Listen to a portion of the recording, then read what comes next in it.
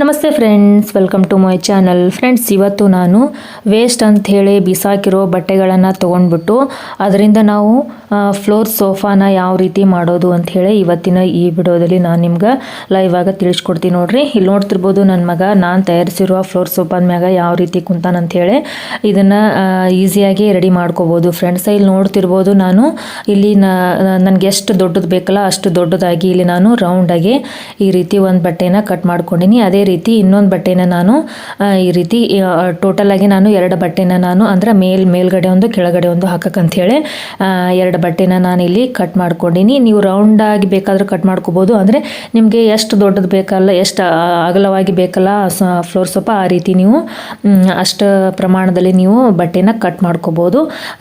ನಾನಿಲ್ಲಿ ಮೇಲ್ಗಡೆ ಒಂದು ಕಲರ್ ಮತ್ತು ಕೆಳಗಡೆ ಒಂದು ಕಲರ್ ಅಂತ ಹೇಳಿ ಎರಡು ಕಲರ್ ಬಟ್ಟೆನ ನಾನು ತೊಗೊಂಡ್ಬಿಟ್ಟು ಕಟ್ ಮಾಡಿ ಇಟ್ಕೊಂಡಿನಿ. ನೋಡ್ತಿರ್ಬೋದು. ಅದೇ ರೀತಿ ಇಲ್ಲಿ ನಾನು ಸೈಡ್ಗೆ ಹಚ್ಚಕ್ಕಂತ ಹೇಳಿ ಈ ರೀತಿ ವೈಟ್ ಕಲರ್ ಬಟ್ಟೆನ ತೊಗೊಂಡಿನಿ. ಫ್ರೆಂಡ್ಸ್, ನೋಡ್ತಿರ್ಬೋದು ಇಲ್ಲಿ ನಾನು ಅಂದ್ರೆ ಅದರ ಅಳತೆ ಪ್ರಕಾರ ನಾನಿಲ್ಲಿ ತೊಗೊಂಡ್ಬಿಟ್ಟು ಕಟ್ ಮಾಡಿ ಇಟ್ಕೊಂಡಿನಿ. ಅಂದ್ರೆ ಇಲ್ಲಿ ಸೈಡಲ್ಲಿ ಹಚ್ಚಕ್ಕೆ ಬೇಕಲ್ಲ ಅಂಥೇಳಿ ಈ ರೀತಿ ನಾನು ಅಟ್ಯಾಚ್ ಮಾಡಿ ಇಟ್ಕೊಂಡಿನಿ. ನೋಡ್ತಿರ್ಬೋದು ಫ್ರೆಂಡ್ಸ್, ಇದನ್ನು ನಾವು ಕೈಲಿ ಆದರೂ ಸ್ಟಿಚ್ ಮಾಡ್ಬೋದು, ಇಲ್ಲಾಂದ್ರೆ ಮಷಿನ್ಲೇ ಆದರೂ ಸ್ಟಿಚ್ ಮಾಡ್ಬೋದು. ಇಲ್ಲಿ ನಾನು ಈ ಫ್ಲೋರ್ ಸೋಫಾನ ಮಾಡೋದು ತುಂಬ ಈಸಿ ಫ್ರೆಂಡ್ಸ್. ಮನೆಯಲ್ಲಿ ಸಾಕಷ್ಟು ಬಟ್ಟೆಗಳಿರ್ತಾವೆ, ವೇಸ್ಟ್ ಅಂತ ಹೇಳಿ ಬಿಸಾಡಿರ್ತೀವಿ. ಏನು ಮಾಡಬೇಕು ಈ ಬಟ್ಟೆಗಳನ್ನು ಅಂಥೇಳಿ ನಾವು ಯೋಚನೆ ಮಾಡುವಾಗ ಈ ಸೋಫಾನ ನಾವು ಮನೆಯಲ್ಲಿ ಈಸಿಯಾಗಿ ರೆಡಿ ಮಾಡ್ಕೋಬೋದು. ಇಲ್ಲಿ ನೋಡ್ತಿರ್ಬೋದು, ಕೆಳಗಡೆ ಹಾಕಕ್ಕೆ ಒಂದು ಬಟ್ಟೆ, ಮೇಲ್ಗಡೆ ಹಾಕಕ್ಕೆ ಒಂದು ಬಟ್ಟೆ, ಟೋಟಲ್ ಆಗಿ ನಾವು ಸಮನಾಗಿ ಎರಡು ಬಟ್ಟೆನ ಕಟ್ ಮಾಡ್ಕೊಂಡ್ಬಿಟ್ಟು ಸೈಡಲ್ಲಿ ಹಚ್ಚಕ್ಕೆ ಇಷ್ಟು ಬಟ್ಟೆನ ಅಂದ್ರೆ ಕೆಳಗಡೆ ನಾವು ಬಟ್ಟೆ ಕಟ್ ಮಾಡಿರ್ತೀವಲ್ಲ ಫ್ರೆಂಡ್ಸ್, ಅದರ ಪ್ರಮಾಣವಾಗಿ ನಾವು ಅದಕ್ಕೆ ಎಷ್ಟು ಬಟ್ಟೆ ಬೇಕಲ್ಲ ಅಷ್ಟು ಬಟ್ಟೆನ ನಾವು ತೊಗೊಂಡ್ಬಿಟ್ಟು ನಾವು ಕಟ್ ಮಾಡಿ ಇಟ್ಕೋಬೋದು ಸೈಡಲ್ಲಿ ಹಚ್ಚಕ್ಕಂತ ಹೇಳಿ ಬಟ್ಟೆ. ಇವಾಗ ನಾನು ಸೈಡಲ್ಲಿ ಇರ್ತಲ್ಲ ಫ್ರೆಂಡ್ಸ್, ಆ ಬಟ್ಟೆನ ಮತ್ತು ಕೆಳಗಡೆ ಬಟ್ಟೆನ ನಾನು ಎರಡನ್ನ ಅಟ್ಯಾಚ್ ಮಾಡಕತ್ತೀನಿ. ನೀವು ಇದನ್ನು ಕೈಲಾದರೂ ಹೊಲ್ಕೋಬೋದು, ಇಲ್ಲಾಂದ್ರೆ ನಿಮ್ಮ ಮನೇಲಿ ಹೊಲಿಗೆ ಮೆಷಿನ್ ಇತ್ತಂದ್ರೆ ಅದರಲ್ಲಿ ಆದರೂ ಸ್ಟಿಚ್ ಮಾಡ್ಬೋದು. ಈ ರೀತಿ ನಾನು ಸೈಡಲ್ಲಿ ಪೂರ್ತಿಯಾಗಿ ಬಟ್ಟೆನ ಹೊಲ್ಕೊಳ್ತೀನಿ. ಇಲ್ಲಿ ನೋಡ್ತಿರ್ಬೋದು, ನಾನು ಇವಾಗ ಪೂರ್ತಿಯಾಗಿ ಕೆಳಗಡೆ ಭಾಗದ ಬಟ್ಟೆನ ನಾನು ಹೊಲ್ಕೊಂಡಿನಿ. ಕೆಳಗಡೆ ಭಾಗದ ಬಟ್ಟೆನ ನಾನು ಅದೇ ರೀತಿ ಸೈಡಲ್ಲಿ ಹಚ್ತೇವಲ್ಲ ಆ ಬಟ್ಟೆನ ಕೂಡ ನಾನು ಈ ರೀತಿ ಹೊಲ್ಕೊಂಡಿನಿ. ನೋಡ್ತಿರ್ಬೋದು, ಕೆಳಗಡೆ ವೈಟ್ ಕಲರ್ ಹಾಕಿನಿ, ಅದೇ ರೀತಿ ಸೈಡಲ್ಲಿ ಪೂರ್ತಿಯಾಗಿ ಕೂಡ ನಾನು ವೈಟ್ ಕಲರ್ನ ಹಾಕಿನಿ. ಮೇಲ್ಗಡೆ ಭಾಗ ನಾನು ಬ್ಲೂ ಕಲರ್ ಬಟ್ಟೆ ಇರ್ತಲ್ಲ ಅದನ್ನು ಆಮೇಲೆ ಅಟ್ಯಾಚ್ ಮಾಡ್ತೀನಿ. ಇವಾಗ ನೋಡ್ತಿರ್ಬೋದು, ಪೂರ್ತಿಯಾಗಿ ನಾನು ಸ್ಟಿಚ್ ಮಾಡೀನಿ.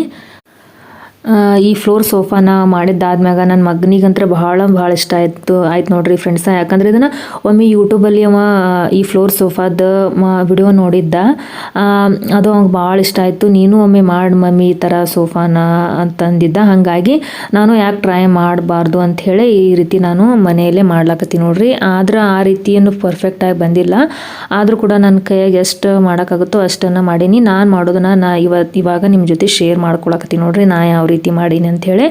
ಇಲ್ಲಿ ನೋಡ್ತಿರ್ಬೋದು, ಮೇಲ್ಗಡೆ ನಾನು ಈ ಬ್ಲೂ ಕಲರ್ ಬಟ್ಟೆನ ಹಾಕ್ಲಕತ್ತೀನಿ. ಪೂರ್ತಿಯಾಗಿ ಸ್ಟಿಚ್ ಮಾಡ್ತೀನಿ. ಪೂರ್ತಿಯಾಗಿ ಸ್ಟಿಚ್ ಮಾಡಲ್ಲ ಫ್ರೆಂಡ್ಸ್, ಇದನ್ನು ಒಂದು ಸ್ವಲ್ಪ ಭಾಗನ ಬಿಡ್ತೀನಿ. ಯಾಕಂದ್ರೆ ವೇಸ್ಟ್ ಬಟ್ಟೆನ ಹಾಕಬೇಕಲ್ಲ, ಹಾಗಾಗಿ ಇಷ್ಟು ಭಾಗನ ನಾನು ಬಿಡ್ತೀನಿ. ಹಂಗೆ ಉಳಿದಿದ್ದೆಲ್ಲ ಭಾಗನ ನಾನು ಸ್ಟಿಚ್ ಮಾಡ್ಕೋತೀನಿ. ಈ ಫ್ಲೋರ್ ಸೋಫಾ ಮಾಡಿದ್ದಾದ್ಮ್ಯಾಗ ನನ್ನ ಮಗ ದಿನಾಲೂ ಸ್ಕೂಲಿಂದ ಬಂದಾದ್ಮ್ಯಾಗ ಹೋಮ್ವರ್ಕ್ ಇದ್ರ ಮೇಲೆ ಕುತ್ಕೊಂಡು ಮಾಡ್ತಾನೆ ನೋಡ್ರಿ. ಅವನಿಗೆ ಅಷ್ಟೊಂದು ಖುಷಿ ಆಗ್ಬಿಟ್ಟದ.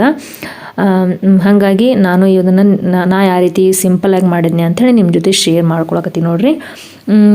ಅಂದ್ರೆ ಮನೇಲಿ ವೇಸ್ಟ್ ಅಂಥೇಳಿ ಬಟ್ಟೆ ಇರ್ತಾವಲ್ಲ ಅದನ್ನು ಬಳಸ್ಕೊಂಡ್ಬಿಟ್ಟು ನಾವು ಯಾವುದೇ ಖರ್ಚಿಲ್ಲಾರ್ದೆ ಈ ರೀತಿ ನಾವು ಅಂದ್ರೆ ಹೊರಗಡೆ ನಾವು ಫ್ಲೋರ್ ಸೋಫಾನ ನಾವು ಖರೀದಿಸಬೇಕಾದ್ರೆ ತುಂಬ ಹಣ ಬೇಕಾಗುತ್ತೆ ಫ್ರೆಂಡ್ಸ್. ಹಾಗಾಗಿ ನಾವು ಮನೆಯಲ್ಲೇ ನಾವು ಯಾವುದೇ ಖರ್ಚಿಲ್ಲಾರ್ದೆ ಈಸಿಯಾಗಿ ಬಟ್ಟೆಗಳಂತ್ರ ಸಾಕಷ್ಟು ಇರ್ತಾವೆ. ಅದರಲ್ಲಿಯೂ ಮಕ್ಕಳಿರೋ ಮನೆಯೊಳಗೆ ಅಂತಂದ್ರೆ ಸಾಕಷ್ಟು ಬಟ್ಟೆಗಳು ಜೋಡಣೆ ಆಗಿರ್ತಾವೆ. ಅಂತಹ ಬಟ್ಟೆಗಳನ್ನೆಲ್ಲ ನಾವು ಉಪಯೋಗ ಮಾಡ್ಕೊಂಡ್ಬಿಟ್ಟು ಈ ರೀತಿ ನಾವು ಸೋಫಾನ ನಾವು ರೆಡಿ ಮಾಡ್ಕೋಬೋದು. ಅಂತಹ ಬಟ್ಟೆಗಳನ್ನು ನಾವು ಬಿಸಾಡಕ್ಕೆ ಹೋಗಬಾರ್ದು. ಯಾಕಂದ್ರೆ ಮಕ್ಕಳ ಬಟ್ಟೆಗಳನ್ನು ನಾವು ಎಲ್ಲೆಂದರಲ್ಲಿ ಅಂದ್ರೆ ಹಳೆ ಬಟ್ಟೆ ಇರ್ತಾವಲ್ಲ ಅವಕ್ಕನ್ನ ನಾವು ಬಿಸಾಡಬಾರ್ದು. ಅಂತ ಬಿಸಾಡ್ದೇನೆ ನಾವು ಈ ರೀತಿ ನಾವು ರೀಯೂಸ್ ಮಾಡ್ಕೋಬೋದು. ನೋಡ್ತಿರ್ಬೋದು, ಇಲ್ಲಿ ಪೂರ್ತಿಯಾಗಿ ನಾನು ಸ್ಟಿಚ್ ಮಾಡಿದೆ. ಈ ರೀತಿ ಒಂದು ಸ್ವಲ್ಪ ಬಿಟ್ಟಿನಿ ಫ್ರೆಂಡ್ಸ. ಈಗ ಈ ವೇಸ್ಟ್ ಬಟ್ಟೆಗಳದಾವಲ್ಲ ಫ್ರೆಂಡ್ಸ, ಇವಕ್ಕನ್ನ ನಾನು ಒಂದೊಂದಾಗಿ ಇದ್ರೊಳಗೆ ಹಾಕ್ತೀನಿ. ನೋಡ್ತಿರ್ಬೋದು ಇವಾಗ ಅರ್ಧ ಹಾಕೀನಿ, ಇನ್ನೂ ಸ್ವಲ್ಪ ಬಟ್ಟೆನ ನಾನು ಪೂರ್ತಿಯಾಗಿ ಹಾಕ್ಬಿಟ್ಟು ಈ ಭಾಗನ ನಾನು ಬಿಟ್ಟಿನಲ್ಲ, ಇದನ್ನು ಕೂಡ ಆಮೇಲೆ ನಾನು ಸ್ಟಿಚ್ ಮಾಡ್ಕೋತೀನಿ. ಇವಾಗ ನೋಡ್ರಿ ಇಷ್ಟು ಬಟ್ಟೆನ ನಾನು ತುಂಬಿದೆ, ಇನ್ನೊಂದು ಸ್ವಲ್ಪ ಬಟ್ಟೆನ ಹಾಕಬೇಕು. ಎಲ್ಲ ಬಟ್ಟೆನ ಹಾಕಿದ ಮ್ಯಾಗ ಇವಾಗ ನೋಡ್ರಿ ಸ್ಟಿಚ್ ಮಾಡೀನಿ. ನೋಡ್ತಿರ್ಬೋದು ಎಷ್ಟೊಂದು ನೀಟಾಗಿ ಕಾಣಕತ್ತದ ಅಂತ ಹೇಳಿ. ಇದನ್ನು ಕೈಯಿಂದನೇ ನಾನು ಸ್ಟಿಚ್ ಮಾಡಿದ್ನಿ ಫ್ರೆಂಡ್ಸ್, ಯಾಕಂದ್ರೆ ಮಷಿನ್ ಒಳಗೆ ಇದನ್ನು ಸ್ಟಿಚ್ ಮಾಡೋಕ್ಕಾಗೋದಿಲ್ಲಲ್ಲ, ಹಂಗಾಗಿ ಕೈಯಿಂದನೇ ನಾನು ಇದನ್ನು ಸ್ಟಿಚ್ ಮಾಡಿದೆ. ನೋಡ್ತಿರ್ಬೋದು ನೋಡೋಕೆ ಎಷ್ಟೊಂದು ನೀಟಾಗಿ ಕಾಣಕತ್ತದ ಅಂತ ಹೇಳಿ. ಇದ್ರ ಮ್ಯಾಗ ಇನ್ನೊಂದು ಕವರ್ ಹಾಕಬೇಕು ಫ್ರೆಂಡ್ಸ್, ಆಮೇಲೆ ನೋಡಿ ಹಾಕ್ತೀನಿ ಫ್ರೆಂಡ್ಸ್. ಇಲ್ಲಿಗೆ ನಾನು ಈ ವಿಡಿಯೋ ಮುಗಿಸ್ತೀನಿ. ವಿಡಿಯೋ ಇಷ್ಟ ಆದರೆ ದಯವಿಟ್ಟು ವಿಡಿಯೋಕ್ಕೊಂದು ಲೈಕ್ ಮಾಡಿರಿ, ಹಾಗೆ ಚಾನಲ್ಗೆ ಸಬ್ಸ್ಕ್ರೈಬ್ ಮಾಡ್ಕೊಂಡು ನೋಡಿ. ಮತ್ತೆ ನಾನು ಮುಂದಿನ ವಿಡಿಯೋದೊಂದಿಗೆ ನಿಮಗೆಲ್ಲ ಭೇಟಿ ಆಗ್ತೀನಿ ಫ್ರೆಂಡ್ಸ್. ಅಲ್ಲಿ ತನಕ ಎಲ್ಲರಿಗೂ ಬಾಯ್.